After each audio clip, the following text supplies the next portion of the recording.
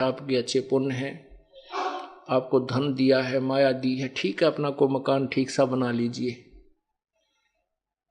आधुनिक सुविधाएं भी प्राप्त कर लीजिए, आवश्यकता अनुसार, ज्यादा नहीं। और एक गरीब व्यक्ति है जिसने केवल एक ही मकान मुश्किल से कमरा बना पाया है, रसोई मुश्किल से बनी हुई है,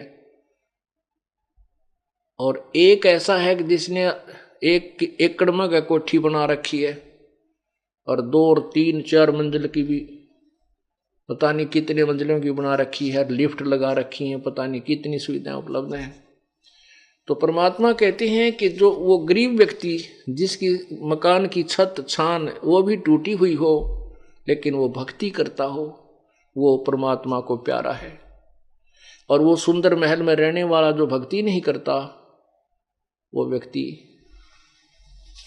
अपना जीवन व्यर्थ कर रहा है।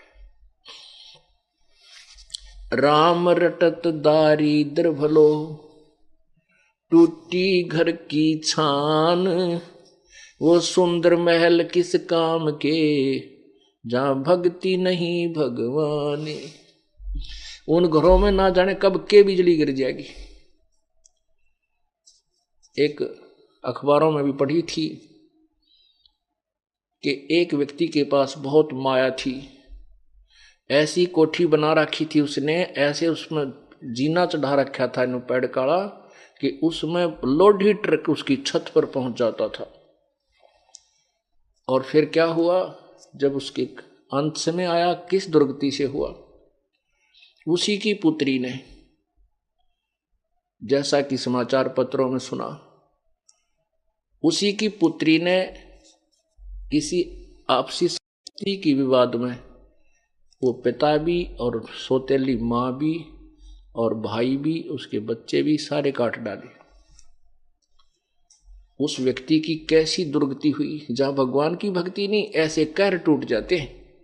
और यदि वो प्रभु की शरण में होता, सद्बुद्धि देता भगवान, उसको भी सद्बुद्धि देता, अपनी बेटी को भी हिस्सा देता, ले बेटी तेरा भी तो भी मेरी तो संतान है, तो ऐसी व्यवस्था करा देता और मोक्ष देता।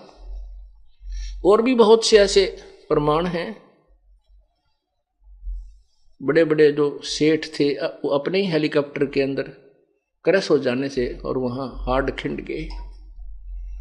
परमात्मा इन सब बातों को याद दिलाते हैं। ये नहीं कि हम ना मरेंगे या आप नहीं मरोगे, मरना सभी ने है, लेकिन जो भक्ति करके नहीं करता वो खाली जाता है सच्चे दरबार में, फिर उसका काला मुंह किया जाता है और 83 लाख योनियों में ठोक दिया जाता है। फिर परमात्मा हमें याद दिलाते हैं, राम रटत कन्या भली, साकट भलो न पूत, जैसे छेरी के गल में गलथना, जिसमें दूध न मूते। परमात्मा, जैसे हमारे समाज में एक विशेष पहले से कुछ ऐसी धारणा बनी हुई है कि हम पुत्र को महत्व ज्यादा देते हैं और बेटियों को कम देते थे। अब तो बहुत परिवर्तन हो चुका है। वर्तमान में तो ऐसा विशेष नहीं रहा है। फिर भी जो भोले भाले हैं वो एकाध वैसे किसी उलझन में उलझा हुआ नहीं, पहले बहुत ज्यादा था ऐसा। तो उस समय परमात्मा कह रहे हैं कि भाई राम रटत कन्या भली, बेटी बहुत अच्छी हमें, वो बेटी अच्छी है जो भक्ति करती है, और वो साकट पुत्र, वो पुत्र भी जो साकट हो, वो हमें कति आवश्यकता नहीं। साकट एक तो नास्तिक होता है, नास्तिक वो होता है स्वयं भक्ति नहीं करता पर और किसी को बाधा नहीं करता। साकट वो होता है स्वयं भी भक्ति नहीं करे और कोई जैसे उससे संबंधित और उसके अंतर्गत उसके प्रेशर में जितने व्यक्ति हों उन्हें भक्ति ना करने दे, स्वयं भी नहीं करे और उनको भी किसी न किसी कारण से परेशान रखे ताकि वो भक्ति ना कर सके, उसको साकट कहते हैं। साकट संत लैंग्वेज में। तो क्या बताते हैं कि राम रटत कन्या भली और साकट बलाना पूत, जैसे बकरी के गल में गलथना, बकरी के गल में एक थन जैसी खालड़ा लटका करता है गले में, सतन थन जैसा ही होता है, लेकिन वो किसी यूज में नहीं आता, ना उसमें दूध होता, ना वो पेशाब के काम आता। कहने का भाव ये है कि परमात्मा कहते हैं वो बेटा तो उस बकरी के गल में जैसे वो गलथना लटके, व्यर्थ का वजन, बेमतलब का बोझ, तो वो बेटा जो भक्तिहीन प्राणी है वो बेटा उस पिता के गले में एक व्यर्थ का बोझ है। और वो बेटी अच्छी है जो भगवान के चरणों में लगी हुई है। अब जो बेटी भगवान के चरणों में लगी है और परमात्मा की भक्ति कर रही है, उसका विवाह होगा, उसका जीवन सफर होगा, प्रारंभ होगा। परमात्मा अपनी बेटी के लिए आगे से आगे उसके दुखों का निवारण करेगा और माता पिता चैन से अपनी भक्ति कर लेंगे। तो कहते हैं वो माता पिता के लिए बोझ नहीं बनेगी वो बेटी जो भक्ति करती है, और जो साकट बेटा भक्ति नहीं करता वो तो एक सिर दर्द है। वो वजन है जैसे बकरी के गल में गलथना जिसमें दूध न मूत, अर्थात यूजलेस। परमात्मा कहते हैं बेटा जाया खुशी हुई बहुत बजाए थाल, ये तो आना जाना लगा हुआ है ज्यों कीड़ी का नाल। अब जैसे राजा लोगों के यहाँ, पैसे वालों के यहाँ पुत्र उत्पन्न होता था तो खुशी मनाते थे बाजे बैंड बजा के, और गरीब व्यक्ति ने पुत्र होने की खुशी मनाने का तरीका ढूंढ रखा कि थाली बजाया करते थे, ये थाल पीटा करते। तो जहां भी कहीं आसपास थाली की बजने की आवाज आती तो आसपास गोहंड के व्यक्ति समझ जाया करते कि उनके घर में बच्चा होने वाला था, तो उनको लड़का उत्पन्न हुआ है। ये थाली बजाना लड़का उत्पन्न होने की पहचान होती थी।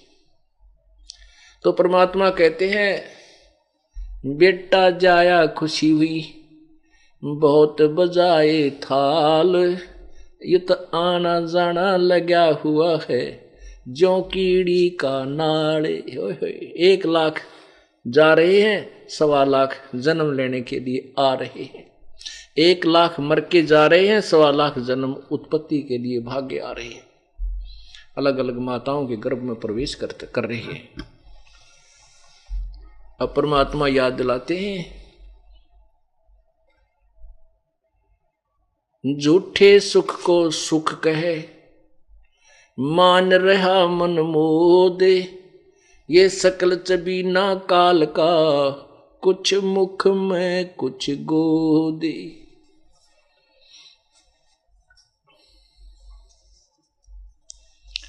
इस झूठे सुख को सुख कहे और ये खुशी मान रहा है ना ये अनजान मन, ये तो सकल चबीना, चबीना माने आहार, ये सकल चबीना काल का कुछ मुख में कुछ गोद। 1 लाख तो मुख में जा लिए आज, और बाकी जो बचे हुए इनको गोदी में, गोदी मीन उनको पाल पोस रहा है, उनको खिला रहा है, प्रसन्न कर रहा है, और फिर समय आने पर उनको भी खा जाएगा। परमात्मा कैसा एग्जाम्पल दे रहे हैं। पतझड़ आवत देख कर, पतझड़ आवत देख कर बन रोवे मन माही, वो ऊंची डारी पात थे अब पीले हो जाही। अब क्या बताता है परमात्मा, क्या बताना चाहते हैं कि भोली आत्माओं आप यहाँ स्थिर नहीं हो, ये आपका मकान नहीं, आपका घर नहीं है, आपका ठिकाना नहीं है, ये लोक आपका नहीं है। आज यहाँ जन्मे हो, मृत्यु होगी, ना जाने कहाँ नरक में डाले जाओगे। कोई पुण्य है उनको स्वर्ग में रखा जाएगा, और पुण्य स्वर्ग में समाप्त होते ही आपको तुरंत नरक में डाल दिया जाएगा। नरक का पीरियड समाप्त होते तुरंत आपको चलता कर दिया जाएगा यहाँ 84 लाख योनियों। ऐसे ही मरते रहोगे, आते रहोगे, जाते रहोगे। इसलिए बताया है कि जैसे पतझड़ अब आएगी, आ चुकी है। अब क्या होगा कि पहले वाले पत्ते पीले पीले होकर के टूट टूट कर गिर जाएंगे, और तुरंत ही नई कोपल फूट आएंगी और कुछ दिनों में वो पत्ते का रूप धारण करके हवा में ऐसे लहला रही होंगी। और 1 वर्ष तक वो मस्ती मार लेंगी, फड़फड़ फड़फड़ कर लेंगे।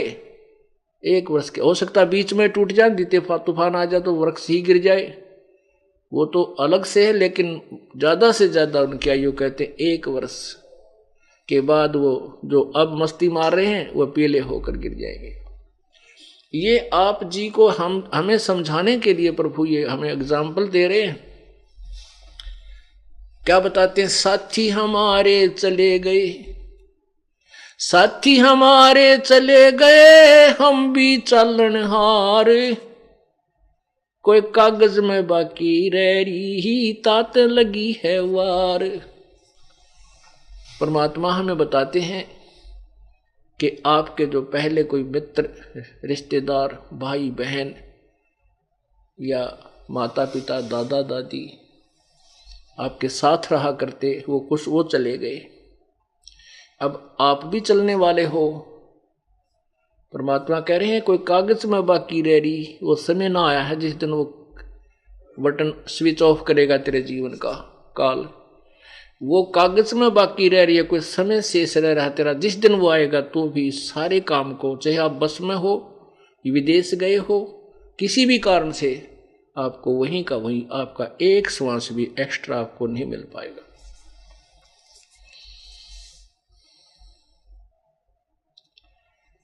इसलिए प्रभु को मत भूल।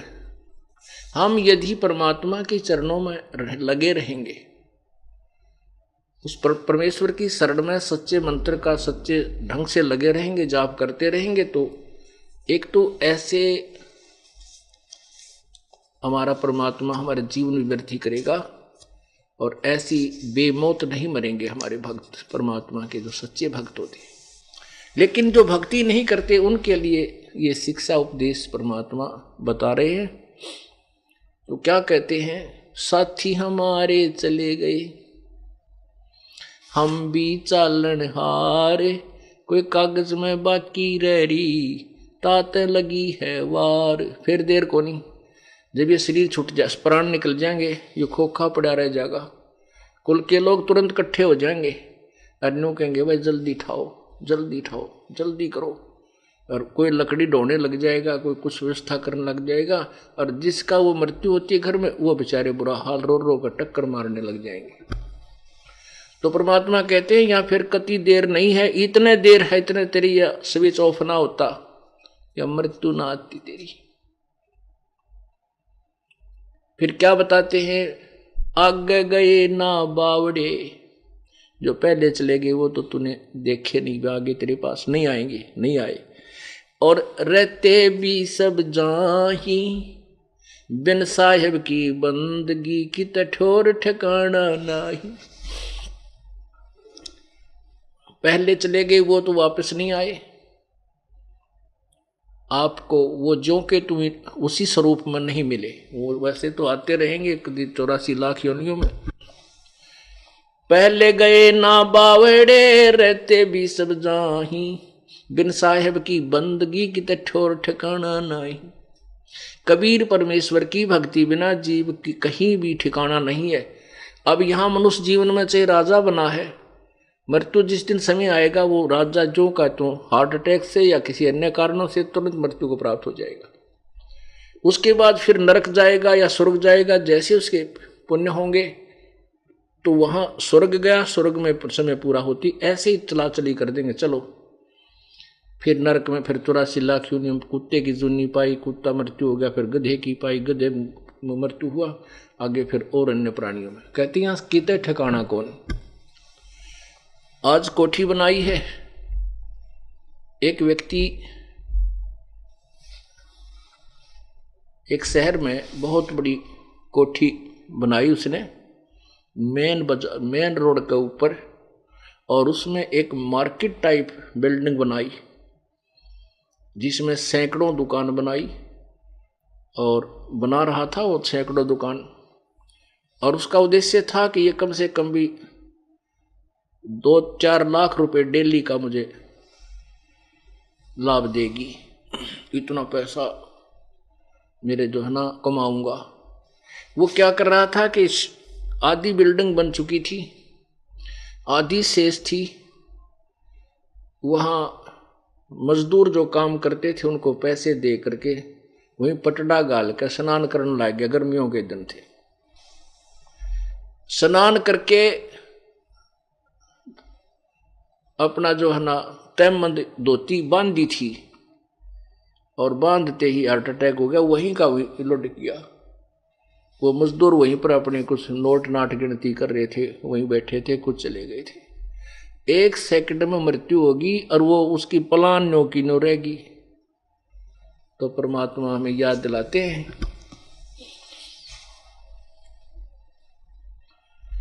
भाई आगे गए ना बावड़े, आगे गए ना बावड़े रहते भी सब जान, और बिन साहेब की बंदगी कहीं ठोर ठिकाना ना, कितने ठिकाना नहीं तेरा उस परम पिता परमेश्वर कबीर जी की भक्ति बिना। उस कबीर परमेश्वर की भक्ति करने से हमें क्या लाभ होगा कि हम सतलोक चले जाएंगे। गीता जी अध्याय नंबर 15 के श्लोक नंबर 1 से 4 का एक विशेष विवरण है कि परमेश्वर उल्टा लटका हुआ संसार रूपी वृक्ष है। इस पूरे ब्रह्मांडों को समझो कि परमेश्वर की जो कंस्ट्रक्शन है, इसको उल्टा लटका हुआ संसार रूपी वृक्ष समझो, और जो ऊपर को इसकी जड़ है, नीचे को शाखाएं हैं। ऊपर को जड़ तो पूर्ण परमात्मा समझो, नीचे को शाखाएं रजगुण ब्रह्मा, सतगुण विष्णु, तमगुण शिव जी जानो। और जो संत इस संसार रूपी वृक्ष की सर्व शाखाओं के बारे में, सभी पार्ट्स ऑफ द ट्री, उस वृक्ष के सभी भागों को बता देगा कि तना क्या है, डार कौन भगवान है और शाखा कौन है, पात क्या है, वो तत्वदर्शी संत है, स वेदविद। तो फिर कहा, जैसे गीता जी अध्याय नंबर 4 के श्लोक 34 में कहा है कि उस तत्व ज्ञान को जो पूर्ण परमात्मा ने स्वयं आकर वर्णन किया है। गीता जी अध्याय नंबर 4 के श्लोक नंबर 32 में कहा है कि जैसा कि मैंने तुझे बताया है अर्जुन, अध्याय नंबर 4 के 25 से लेकर और 31 तक, कि कोई तो भगवान की ये साधना, ऐसी साधना करता है, कोई देवताओं की, अन्य देवताओं को पूजता है, कोई पितरों को पूजता है, कोई हठ योग करता है, कोई खड़ा होकर, कोई केवल प्राण अपान की वायु का अभ्यास करके, कोई अपनी ये प्राणायाम करके इन्हीं को मोक्षदायक मानकर कर रहा है। लेकिन उस परमेश्वर के द्वारा बोले गए अपने मुखारविंद से तत्व ज्ञान में, उनकी वाणी में, उनके मुखारविंद से उच्चारित जो तत्व ज्ञान है, उसके अंदर ये सभी विस्तृत वर्णन दिया हुआ है। और गीता जी अध्याय नंबर 4 के 34 में कहा कि उस तत्व ज्ञान को जो परमात्मा ने स्वयं अपने मुख से बोला है, उस वाणी को तू तत्वदर्शी संतों से के पास जाकर समझ, उनको दंडवत प्रणाम कर। गीता ज्ञान दाता कहता है मैं नहीं जानता उसको, नहीं तो वो जानता होता लिख ही देता है सारे, इतनी 18 अध्याय लिखे हैं, 4 लाइन और लिख देता, 4 श्लोक और लिख देता कि ऐसा है, ऐसा लिख, ऐसा कर। वो कहता है कि उस तत्व ज्ञान को किसी तत्वदर्शी संतों के पास जाकर समझ, जो गीता ज्ञान से अलग है, भिन्न है। और जैसा फिर वो तत्वदर्शी संत तुझे मार्गदर्शन करे, ऐसा कर। उस फिर बताया गीता जी अध्याय नंबर 1 में लिखा कि वो तत्वदर्शी संत की पहचान क्या होगी, इस उल्टे लटके संसार रूपी वृक्ष को वो भिन्न भिन्न पार्ट सहित बताएगा। अब फिर देखिएगा, क्योंकि पवित्र सदग्रंथों को पढ़ने से, सुनने से ज्ञान यज्ञ का फल मिलता है। और गीता जी अध्याय नंबर 4 के श्लोक नंबर 33 में कहा है कि दर्व यज्ञ से ज्ञान यज्ञ श्रेष्ठ है। तो ये ज्ञान यज्ञ जब हमारे समझ में आ जाएगी, तत्व ज्ञान समझ में आ जाएगा, फिर हम भ्रमित नहीं हो सकते। इसलिए हमने इस तत्व ज्ञान को रह रहकर सुनना और पढ़ना होगा, ताकि हमारा जो भ्रम अंधेरा है वह पूर्ण रूप से नष्ट हो जाए।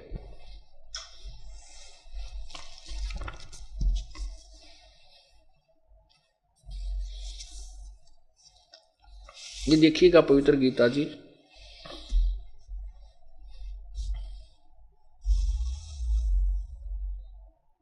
जयदयाल गोविंद का द्वारा इसका अनुवाद है, गीता प्रेस गोरखपुर से प्रकाशित है।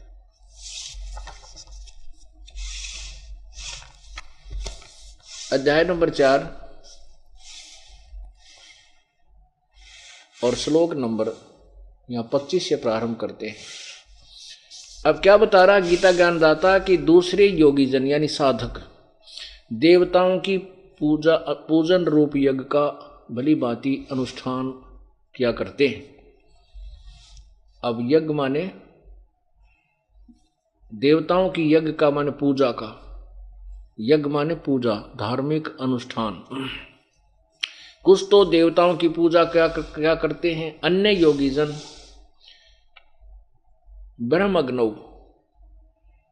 पर ब्रह्म परमात्मा रूप अग्नि में, ब्रह्मग्नौ का अर्थ होता है परमात्मा के वियोग रूपी अग्नि में, इसका अर्थ ही होता है यज्ञ के द्वारा यानी विरह को ही ज्ञान भक्ति मानते, आत्म रूप यज्ञ का हवन किया करते हैं। और 26 में कहा है कि अन्य योगीजन श्रोत्र आदि समस्त इंद्रियों को संयम रूप अग्नि में हवन किया करते हैं, दूसरे शब्द आदि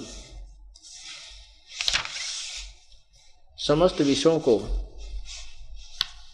इंद्रिय रूप अग्नि में हवन किया करते हैं। अब ये क्या बताया जा रहा है, गीता ज्ञानदाता कह रहा है कि कोई तो अन्य देवताओं की पूजा करते हैं, कोई केवल एक वियोग वैराग में गाते बजाते, या जैसे आपने सुना हो पढ़ा होगा, कभी सुनाते हैं हम कई बार कि जैसे ऋषभ देव जी को इतना वैराग हो गया, वो उस वैराग में जंगल में घूम रहा था, इतना उस विरह अग्नि में, परमात्मा के पाने की विरह अग्नि में। तो कहते हैं उस वन में आग लग गई, बांसों के आपस में रगड़ा खाने से दावानल लग जाती है, वो पूरा जंगल जल गया और ऋषभ देव जी भी जल के नष्ट हो गए। तो यहाँ इसमें यही बताया कि कुछ तो ब्रह्म अग्नि में, ब्रह्म अग्नि का अर्थ भगवान के पाने रूपी वियोग की एक तरफ में, वो उसी में भ्रमते भटकते रहते हैं, उसी को मोक्ष मानते हैं, उसी को मोक्ष का मार्ग मानते हैं। और कुछ अपने इंद्रियों को हठ योग से रोकने की चेष्टा करते हैं, कुछ देवताओं की पूजा करते हैं, कोई किसी प्रकार से। आगे देखना फिर आप 26 आपने पढ़ लिया, अब 27 देखो। दूसरे योग, हाँ ये आपने पढ़ लिया। हाँ, दूसरे योगीजन इंद्रियों की संपूर्ण क्रियाओं को और प्राणों की समस्त क्रियाओं को, प्राण माने श्वासों की, ज्ञान से प्रकाशित आत्म संयम योग रूप अग्नि में हवन किया करते हैं। अब इसका क्या अर्थ बताते हैं कि जैसे कुछ तो अपनी इंद्रियों को हठ योग से रोकने की में ही अपना मोक्ष मानते हैं। जैसे राजा जनक के पास जैसे सुखदेव ऋषि जी थे, उन्होंने अपने इंद्रियों को, कर्म इंद्रियों को, ज्ञान इंद्रियों को जीतने की चेष्टा कर ली थी कि मैंने अपनी इंद्रियों पर काबू पा लिया, और उसी से वो मोक्ष मान रहा था। तो राजा जनक के पास जब वो गए उनसे उपदेश लेने के लिए, तब राजा जनक ने कहा था कि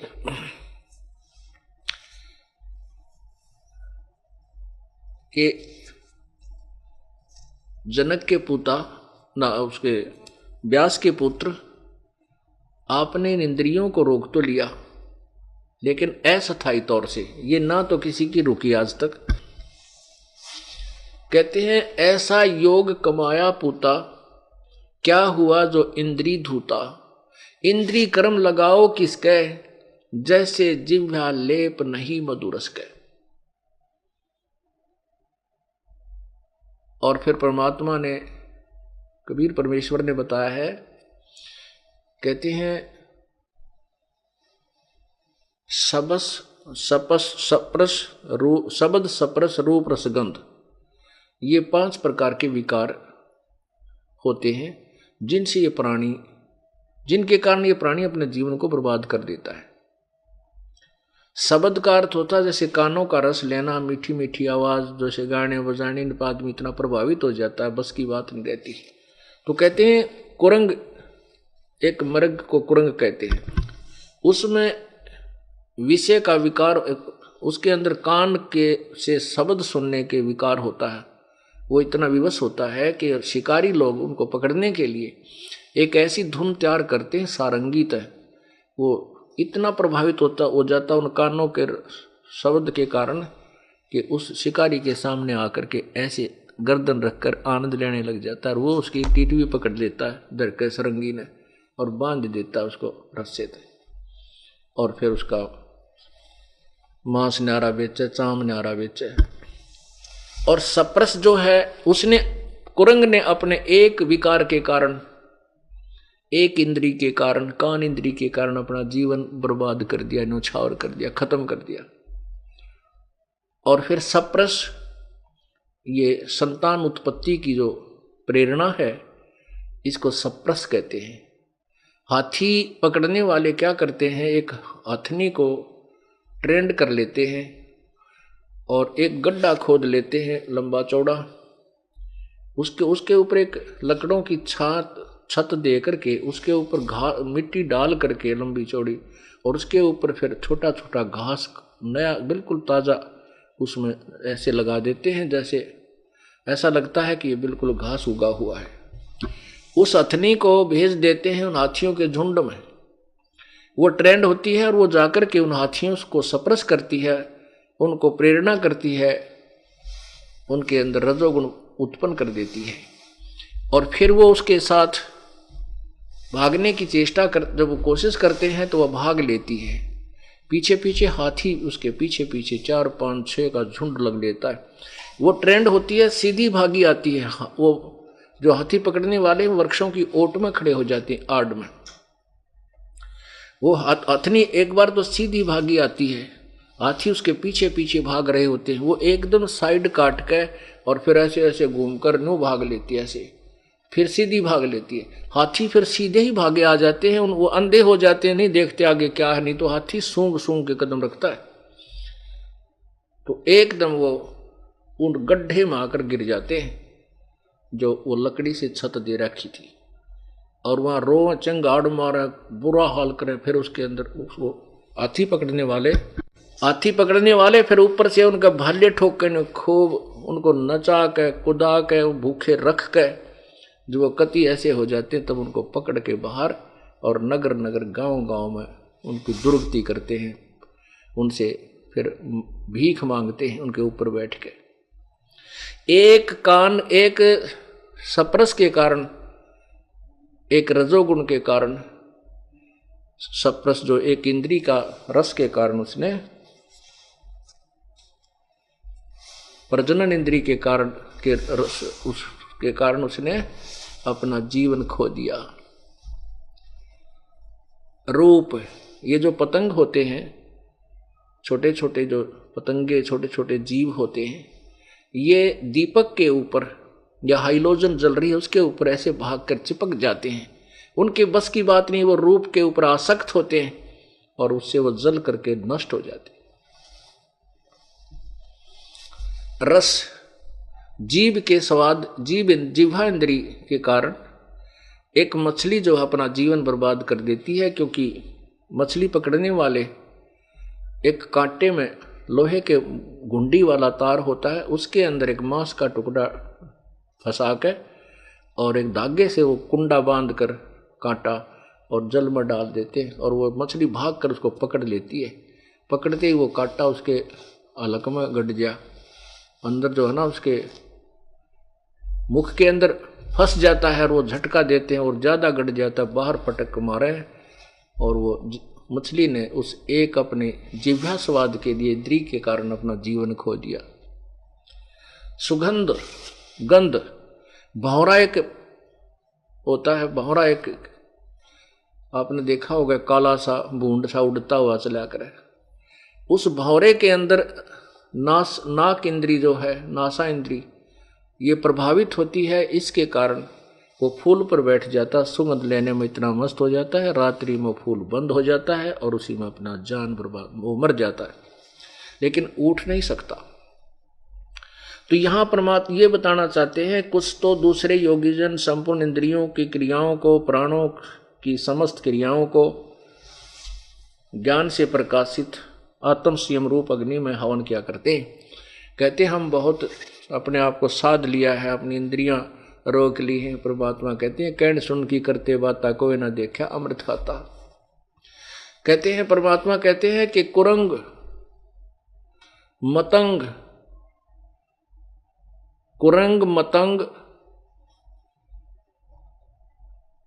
सरंग और भरंगा इंद्री एक ठग्यो तिस अंगा। होय होय। कुरंग मतंग पतंग भरंग और सरंगा इंद्री एक ठग्यो तिस अंगा। और तुम मेरे संग पांचों प्रकाशा ये योग युगत की झूठी आशा। एक एक प्राणी को, उन प्राणियों में एक एक इंद्री प्रभावित थी, जिसके कारण अपना जीवन खो दिया। तुम्हारे साथ तो पांचों विकार आपके अंदर, मनुष्य जीवन के अंदर काल ने ये पांचों फिट कर दिए, और किसी न किसी कारण तो तेरे जाल में रहेगा ही रहेगा।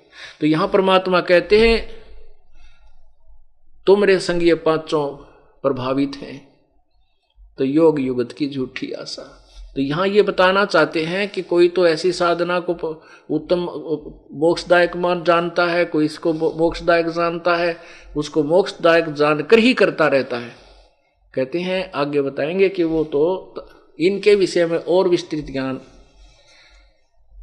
तत्वदर्शी संत, वो परमात्मा ने आकर ही अपने मुखारविंद से बताया हुआ होता है, वो तत्व ज्ञान है। अब देखिएगा अध्याय नंबर 4 चल रहा है। आपने 27 सुना।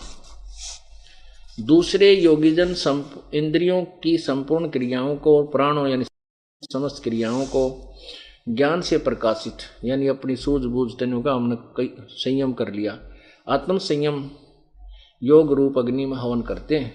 28 में देखो, कई पुरुष द्रव्य यज्ञ संबंधी यज्ञ करने वाले हैं, यानी भंडारे भंडूरे करते रहते हैं।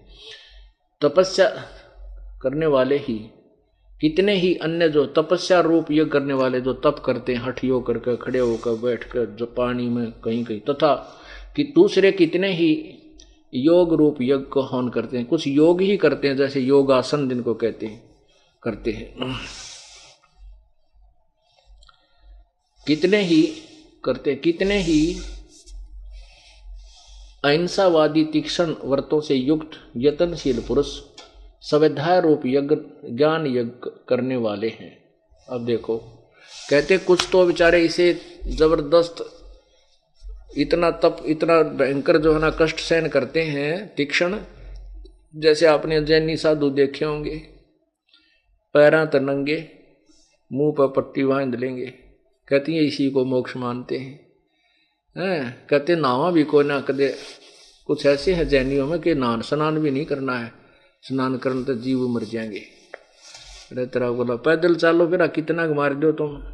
मतलब अब बिना ज्ञान के, बगैर तत्व ज्ञान के ऐसे कहते हैं। सभी अपनी अपनी साधनाएं ऐसी ऐसी कर रहे हैं।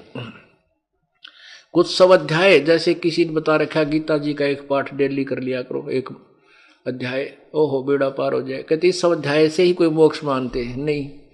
अब कहते हैं इस सारे तत्व, इस सभी के विषय में तत्व ज्ञान से निर्णय होगा। वो परमात्मा ने स्वयं अपने मुखारविंद से बोला हुआ है।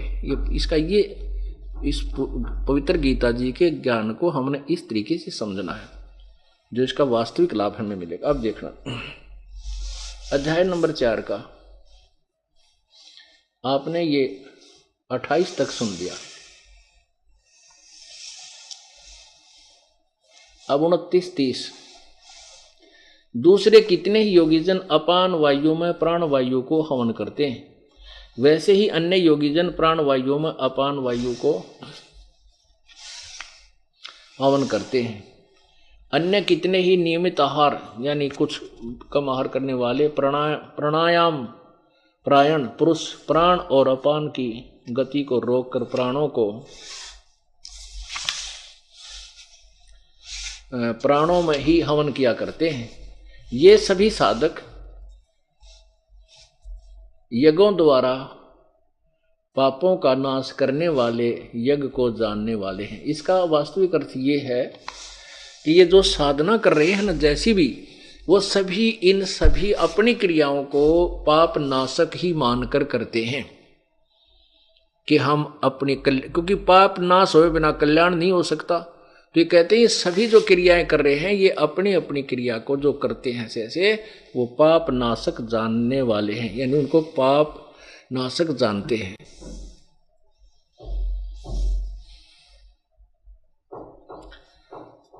अब आपने 29-30 में क्या पढ़ा कि कुछ तो योगी जन अपान वायु में प्राण वायु को हवन करते हैं। कुछ आपने देखा होगा योग अभ्यास यानी प्राणायाम अभ्यास से श्वास को इतना सूक्ष्म कर लेते हैं और उसी से कहते हैं हम मोक्ष हो जाता है। काफी समय तक प्राण रोकने का अभ्यास कर लेते हैं और कहते हैं बस इसी से ये मोक्ष हमारा तप बन रहा है, साधना बन रही है। कहते हैं नहीं, परमात्मा कहते ऐसा नहीं। कुछ योग करते हैं, योग माने अभ्यास, योग अभ्यास करते हैं, उसी से अपना कल्याण मानते हैं और कितने ही नियमित आहार करके और कुछ प्राण अपान की वायु को गति को रोक कर यानी जो अपना सांस रोक लेते हैं।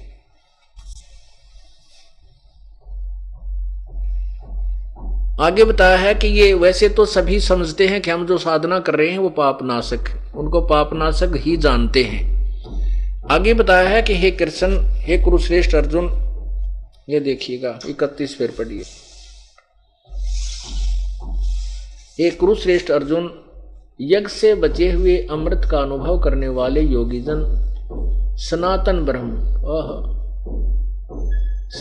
ब्रह्म परमात्मा को प्राप्त होते हैं। यज्ञ से बचे हुए अमृत का अनुभव करने वाले, यज्ञ करने वाले पुरुषों के लिए तो यह मनुष्य लोक भी सुखदायक नहीं है, तो फिर परलोक कैसे हो सकता है, सुखदायक हो सकता है। अब इस पॉइंट को समझने के लिए कि सनातन परब्रह्म परमात्मा को प्राप्त होते हैं कौन? यज्ञ से बचे हुए अमृत का अनुभव करने वाले। अब पुण्यात्मा, गीता जी अध्याय नंबर 3 के श्लोक नंबर 10 से लेकर के 15 तक विवरण दिया है कि प्रजापति ने, परमात्मा ने सबसे पहले प्रजा रचकर उनको कहा था तुम यज्ञ किया करो और कहा था तुम यज्ञ करके उन्नति को प्राप्त करो और तुम यज्ञ के द्वारा देवताओं को बढ़ाओ और वो उन्नत हुए हैं देवता तुम्हें बिना मांगे ही लाभ दिया करेंगे। फिर आगे बताया है कि अध्याय नंबर 3 के ही श्लोक नंबर 14-15 में उसमें क्या बताया कि सभी प्राणियों की उत्पत्ति अन्न से होती है, अन्न वर्षा से होता है और वर्षा यज्ञ से होती है, धार्मिक अनुष्ठानों से होती है। यज्ञ जैसे यहाँ 5 यज्ञ चलती हैं, इनसे सृष्टि का बैलेंस बना रहता है। वर्षा यज्ञ से होती है, यज्ञ शास्त्र अनुकूल भक्ति कर्म से होते हैं और यज्ञ यानी कर्म ब्रह्म ने लगाए। ब्रह्म इस काल के लोक में हम आए तो हमने काम करना पड़ा और ये अनुष्ठान करके अपना टाइम पास, इससे कुछ राहत लेकर के अपना गुजारा करते।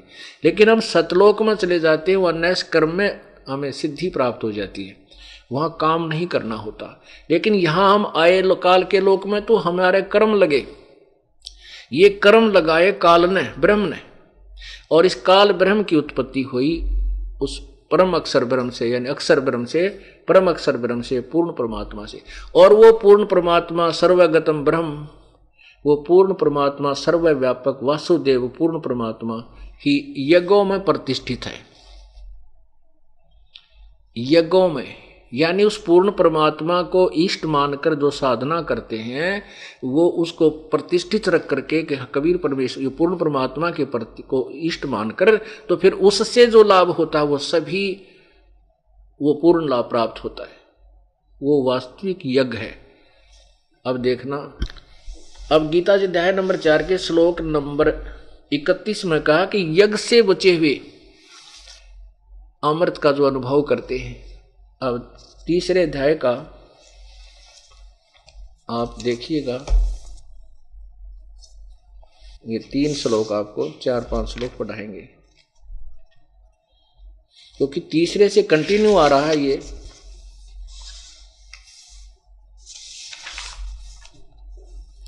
देखिए अध्याय नंबर 3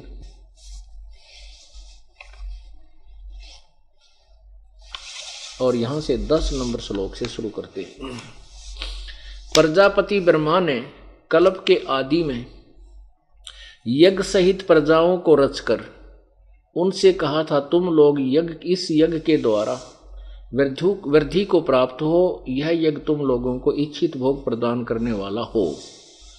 अब 11वें में कहा है कि इस यज्ञ के द्वारा देवताओं को उन्नत करो और वो देवता तुम लोगों को उन्नत करें। इस प्रकार निस्वार्थ भाव से एक दूसरे को उन्नत करते हुए तुम लोग परम कल्याण को प्राप्त हो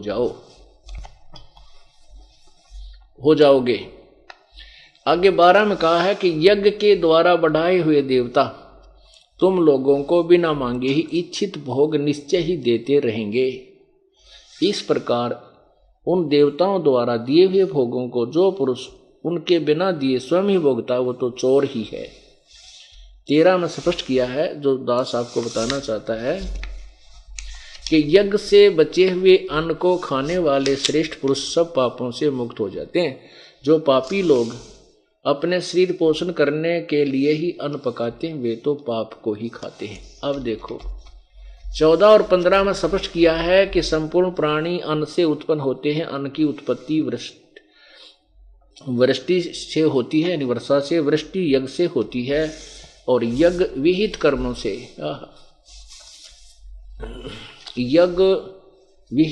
से उत्पन्न होते हैं। और कर्म समुदाय को तू ब्रह्म उद्भव वे इन अर्थ कर दिया वेद से उत्पन्न नहीं, ब्रह्म माने इस ब्रह्म काल से उत्पन्न और वेद को और ब्रह्म को इस काल को अविनाशी परमात्मा से उत्पन्न हुआ जान। इन्होंने ब्रह्म का अर्थ वेद किया जो बिल्कुल गलत है। कहीं नहीं हो सकता वेद का ब्रह्म का अर्थ वेद। ब्रह्म परमात्मा को कहते हैं और ब्रह्म परमात्मा को कहते हैं और वेद परमात्मा का संविधान है। तो ऐसे एक राजा है, एक राजा का विधान है, संविधान है। तो राजा को संविधान अर्थ नहीं किया जा सकता। यदि कोई राजा का अर्थ संविधान अर्थ करता है तो अपरिचित व्यक्ति है, वो अज्ञानी है। ऐसे ब्रह्म प्रभु है और वेद तो प्रभु का विधान है, प्रभु की वाणी है। परमात्मा अलग है और वेदों में परमात्मा के विषय में जानकारी है, वेद परमात्मा नहीं है। तो यहां कहने का भाव है कि इन्होंने अर्थ इसलिए गलत कर दिया कि तत्व ज्ञान से अपरिचित थे। तो यहां लिखा है कि ब्रह्म की उत्पत्ति वेदों अक्षर पुरुष से हुई, अक्षर से हुई है। अक्षर पुरुष, ये देखो कर्म समुदाय को तू यहां करो वेद से, ब्रह्म से उत्पन्न, यानी क्योंकि काल के लोक में आए तो हमने कर्म करके खाना पड़ा। सतलोक में कोई कर्म से नहीं, बल्कि परमात्मा की तरफ से हमें सब वस्तु मिलती है। तो ब्रह्म की उत्पत्ति, ब्रह्म यहां ब्रह्म लिखना था, काल अविनाशी परमात्मा से अक्षर सम उद्भवम अविनाशी परमात्मा से उत्पन्न हुआ जान। इससे सिद्ध होता है कि सर्वव्यापी सर्वगतम ब्रह्म, सर्वव्यापी परम अक्षर परमात्मा सदा ही यज्ञों में प्रतिष्ठित है। ये परम अक्षर परमात्मा, यानी परम अक्षर ब्रह्म कहो, परमात्मा को परम अक्षर ब्रह्म ही यज्ञों में प्रतिष्ठित है। क्या मतलब हुआ कि जो अब ये समझना, इसको समझने के लिए आपको बार बार ये क्लास समझाया जाएगा। आप स्टूडेंट हैं, आप परमात्मा के प्राप्ति वाले विद्यालय, स्कूल, कॉलेज के यानी विश्वविद्यालय के विद्यार्थी हो। आपको रह कर ये चैप्टर रह कर ये क्लियर करना पड़ेगा दास को, कि ताकि आप स्वयं तो भक्ति करोगे ही, और साथ में अन्य भोली आत्माओं को भी समझा करके इस दास के पास ला करके उनका कल्याण करवाओगे, इस स्कूल में उनको भी प्रवेश दिलवाओगे।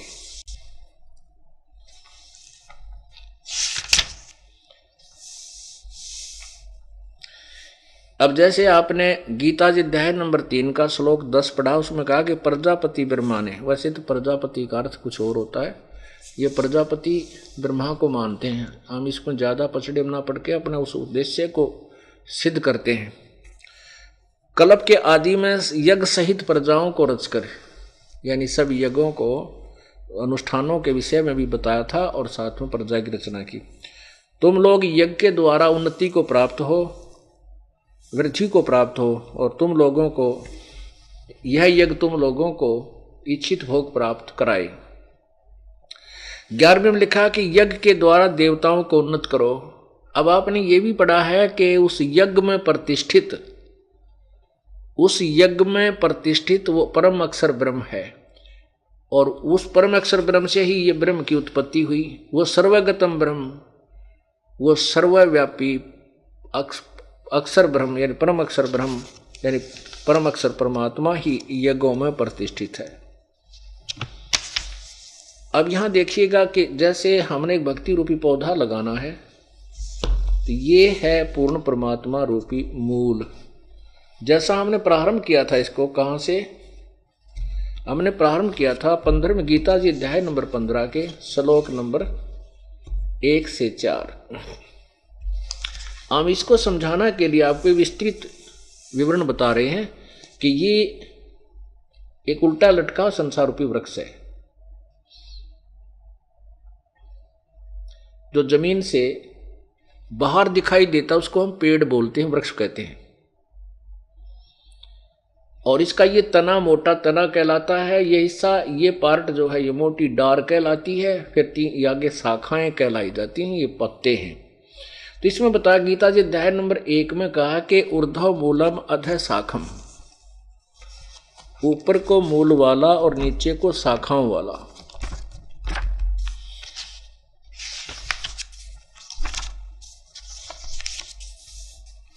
ये देखिएगा पवित्र गीता जी अथ पंथ 10 अध्याय, ऊर्ध्व मूलम अधः शाखम अश्वत्थम प्राहु अवम, ये प्रथम मंत्र है। छंदासी यस्य प्रणानी यह तम वेद स वेदविद। इसका अर्थ है कि ऊपर को मूल वाला जड़ वाला, नीचे को शाखा वाला, ये अविनाशी उल्टा लटका हुआ पीपल, संसार रूपी पीपल का वृक्ष है। छंदासी यस्य प्रणानी, इसके जो पत्ते आदि हैं वो इसके विभाग हैं, छंद हैं, टुकड़े हैं। और ये तम वेद, जो इन सब संसार रूपी वृक्ष के सभी पार्ट्स को जानता है, तम यह जो तम माने उसको वेद माने जानता, स वेदवित, वह वेद के तात्पर्य को जानने वाला था, तो वो तत्वदर्शी संत है। यहाँ देखो, आदि पुरुष परमेश्वर रूप मूल वाले, यानी जड़ तो समझो पूर्ण परमात्मा है, और अधः नीचे को इन ब्रह्मा रूप मुख, ये मुख गलत लिखा है, यहाँ देखना, इन्हीं के द्वारा अधः का अर्थ दूसरे श्लोक में अधः माने नीचे, अधः माने नीचे, ये दूसरे श्लोक में इन्होंने अधः का अर्थ नीचे किया है। तो हम यहाँ इसको अधः माने नीचे को, ये यथार्थ है, अधः माने नीचे को, शाखा माने शाखा वाले। और संसार रूपी पीपल के वृक्ष को अविनाशी कहते हैं, वेद जिसके पत्ते कहे हैं, नहीं, ये इन्होंने गलत कहा है। इसका अर्थ सीधा बनता है कि जिसके पत्ते आदि जो पार्ट्स हैं वो छंद विभाग हैं, यह तम वेद। ये देखो संस्कृत मूल देखिए, छंदासी यस्य प्रणानी ये तम वेद, इन्होंने बीच में घुसेड़ दिया वेद को, नहीं, उसके पार्ट्स हैं, उसके पत्ते आदि, उसके छंद विभाग हैं, ये तम वेद, जो उसको जानता है। वेद माने जानना होता है। स वेदवित, वह वेद के तात्पर्य को जानने वाला है, वो तत्व ज्ञान से परिचित है। इसका ये अर्थ बनता है। पीपल रूपी वृक्ष को अविनाशी कहते हैं, जिसके वेद पत्ते कहे गए हैं। जो उस संसार रूप वृक्ष को जो पुरुष मूल सही तत्व से जानता है, स वेदवित, वह वेद के तात्पर्य को जानने वाला, अर्थात वो तत्वदर्शी संत होगा, जो इस उल्टे लटके संसार रूपी वृक्ष के पार्ट्स ऑफ ट्री के जो पूर्ण विवरण दे देगा स वेदविद, वह तत्वदर्शी संत है। तो यहां देखिएगा, ये है परमात्मा ने स्वयं आकर के, कबीर परमेश्वर ने एक तत्व रूपी संत की भूमिका की थी। उन्होंने आज से 600 वर्ष पहले बताया था इस गीता जी के उल्टे लटके संसार रूपी वृक्ष के बारे में। अक्षर पुरुष एक पेड़ है, निरंजन वा की डार, और तीनों देवा शाखा है, ये पात रूप संसार। तो वो परमात्मा ही तत्वदर्शी संत की भूमिका करते हैं, उनके बिना इस ज्ञान को कोई बता भी नहीं सकता। अब यहां देखो नारे नारे पार्ट्स। अक्षर पुरुष एक पेड़ है, जो बाहर दिखाई देता उसको अक्षर पुरुष कहते हैं। पेड़ दिखाई, उसका अक्षर पुरुष ये पेड़ है, यानी तने से संबंधित होता है। तो ये तना तो अक्षर पुरुष यानी क्षर पुरुष है, ये अक्षर पुरुष है, ये परब्रह्म है।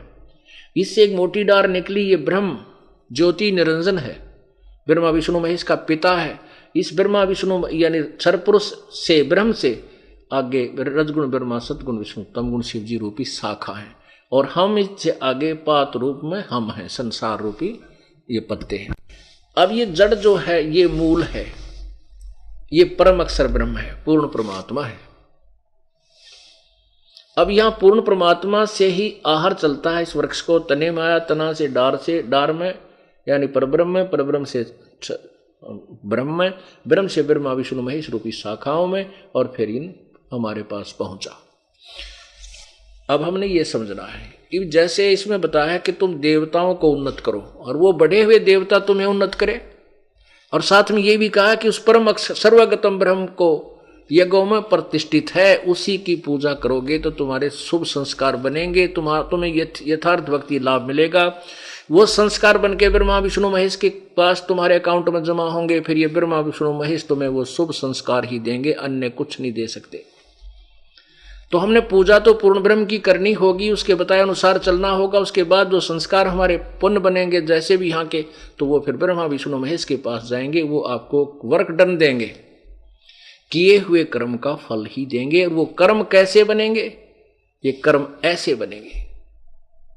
अब देखना, जैसे हम कोई भक्ति रूपी पौधा लगाना चाहते हैं, रोपना चाहते हैं, तो ये है प्रॉपर वे ऑफ प्लांटिंग, ये यथार्थ विधि है पौधा लगाने की।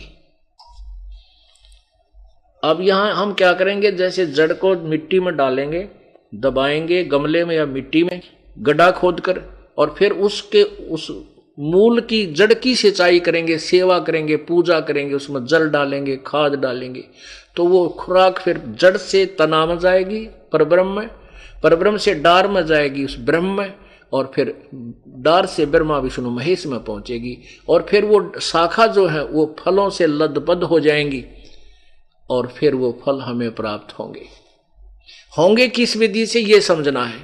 फिर देखिएगा, ये है यथार्थ शास्त्र अनुकूल साधना, अर्थात सीधा बीजा हुआ, लगाया हुआ भक्ति रूपी पौधा। यहां हमने जड़ यानी पूर्ण परमात्मा की पूजा की, इसको प्रतिष्ठित किया। इससे आगे खुराक गई तना में, अक्षर पुरुष में अर्थात परब्रह्म में, फिर डार में, डार से इन तीनों देवता ब्रह्मा विष्णु महेश रूपी शाखाओं में, फिर इनका फल लगेंगे। और अब हम क्या कर रहे हैं, हम उल्टी साधना कर रहे हैं। हमने इस भक्ति रूपी पौधे को उल्टा बो रखा है। हमने टहनियां ब्रह्मा विष्णु महेश की तरह हमने पूजा करनी शुरू कर दी, जड़ को छोड़ दिया, हम भक्तिहीन होते जा रहे। अब हम ऐसे पूजा कर रहे हैं जो शास्त्र विधि रहित है, शास्त्र विरुद्ध साधना, अर्थात उल्टा बीजा हुआ, लगाया हुआ भक्ति रूपी पौधा। तो यहां से पानी डाल रहे हैं, ये टहनियां गल गई और भक्ति रूपी पौधा हमारा सूख गया, हमें कोई लाभ नहीं हो रहा। अब हमने ना तो कोई छोड़ना है, हमने किसी, कहते हैं आपके गुरुजी तो ब्रह्मा विष्णु महेश की पूजा को मना करते हैं, और वो तो हमारे देवताओं को पूजा से मना करते हैं, वहाँ जाना ठीक नहीं। दास किसी को मना नहीं करता। हमारे ज्ञान को ना समझ कर जो भ्रमित लोग, भ्रमित करने वाले, जो अपनी दुकानें बचाने वाले, जो धर्म की आड़ में शोषण कर रहे हैं जनता का, वो लोग भ्रमित करते रहते। दास नहीं कहता कुछ छोड़ने को, इस पौधे को सीधा करने को कहता, ताकि आपको सर्व लाभ मिले। अब आप ऐसे पूजा करें, अन्य देवताओं की पूजा करते हो, और दास कहता है कि ऐसे करो बस। तो ब्रह्मा विष्णु महेश को हम कहाँ छोड़ेंगे, क्योंकि फल तो इन्होंने देना हमारे को। इन टहनियों को तोड़ने को कोई कहेगा वो मूर्ख है, उसको कोई ज्ञान नहीं। ब्रह्मा विष्णु महेश को छोड़ने की कोई कहे तो नालायक व्यक्ति है। नहीं, हम कहते हैं भक्ति रूपी पौधा सीधा करो और फिर फल यहां लगेंगे। जब ये पेड़ होगा तो यज्ञों में प्रतिष्ठित पूर्ण परमात्मा है। अब यज्ञ से बचे हुए अन्न को, अब जैसे हमें परमात्मा ने पूर्व संस्कारवश जो धन दिया है उसमें से हम दान पुण्य नहीं करते, हम चोर हैं उस मालिक के। और परमात्मा कहते जिन हर की चोरी करी और गए राम गुण भूले, ते बिदना बागुल किए अब रहे उर्द मुख झूले। बागुल पक्षी बना दिए जाते हैं, वो कहते हैं मुख से खाते हैं और मुख से ही टट्टी करते हैं। वो बागुल पक्षी उल्टे लटके रहते हैं, ऊपर को पंजों से और नीचे को मुंह रहता है उनका, बिरान माटी होती है। अर्थात महादुखी प्राणी हो जाओगे जिन हर की चोरी करी और गए राम गुण भूल। परमात्मा की महिमा से जो अपरिचित होकर के और ये दान पुण्य करना त्याग दिया, उनकी दुर्गति होगी। अब यही ये कहना चाहते हैं अपनी पवित्र गीता जी कि जो व्यक्ति पर जो उन देवताओं के द्वारा दिए हुए बड़े हुए देवता जो तुम्हें धन देते हैं, अर्थात जो तुम्हारे यथार्थ भक्ति मार्ग से जो तुम्हें धन मिला और उसमें से तुम आगे दान नहीं करते हो, तो तुम कहते हो वो चोर हैं और केवल अपने उदर पोषण के लिए नाना प्रकार के पकवान बनाकर खाता है, दान धर्म नहीं करता है, कहता वो पाप को ही खाता है। अब यज्ञ से बचे हुए अन्न को खाने वाले, यज्ञ कौन सा है? धार्मिक यथार्थ शास्त्र अनुकूल साधना को हम यज्ञ कहते हैं, यानी यथार्थ अनुष्ठान कहते हैं। उस यज्ञ से बचे हुए अन्न को खाने वाले, अब देखिए यज्ञ से अध्याय नंबर 3 के श्लोक नंबर 13 में, यज्ञ से बचे हुए अन्न को खाने वाले श्रेष्ठ पुरुष पापों से मुक्त हो जाते हैं। जो पापी लोग अपना शरीर पोषण करने के लिए अन्न पकाते हैं वे तो पाप को ही खाते हैं। अब 14-15 में स्पष्ट किया है कि संपूर्ण प्राणी ये अन्न से उत्पन्न होते हैं। अन्न की उत्पत्ति वर्षा से, वर्षा यज्ञ से होती है और यज्ञ शुभ कर्मों से, शास्त्र अनुकूल कर्मों से होने वाले हैं। और कर्म तो काल ब्रह्म के द्वारा उत्पन्न किए जान, और ब्रह्म काल की उत्पत्ति अविनाशी परमात्मा से उत्पन्न हुआ जान। और इससे सिद्ध होता है कि वह सर्वगतम ब्रह्म, सर्वव्यापी परम अक्षर परमात्मा सदा ही यज्ञों में प्रतिष्ठित है।